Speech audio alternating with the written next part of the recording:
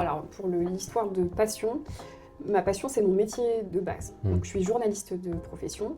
Ok. Tout premier stage de toute dès ma le vie, départ, j'avais genre 14 ans. Et je me suis retrouvée devant ce grand bâtiment. J'ai eu une révélation, un déclic. Je me suis dit, c'est là ma place. Il n'y a pas de...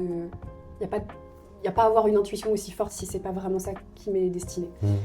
Et ça s'est avéré, ça a été le cas, hein, parce que pendant longtemps j'ai fait ça, et en tout cas tout me dictait d'aller par là.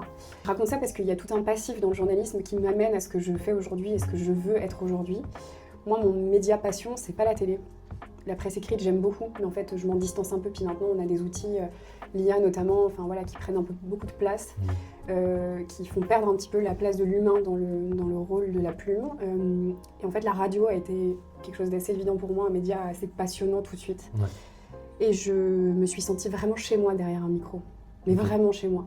J'avais une sensation de chaleur, de plénitude, d'ancrage. Souvent, moi d'ailleurs, à la radio, on me conseillait d'être debout pour faire mes chroniques ou faire mes interventions. Et je me sentais vraiment comme enracinée dans quelque chose. Il y avait vraiment toute une voix un peu de la totalité de moi dans ce micro-là.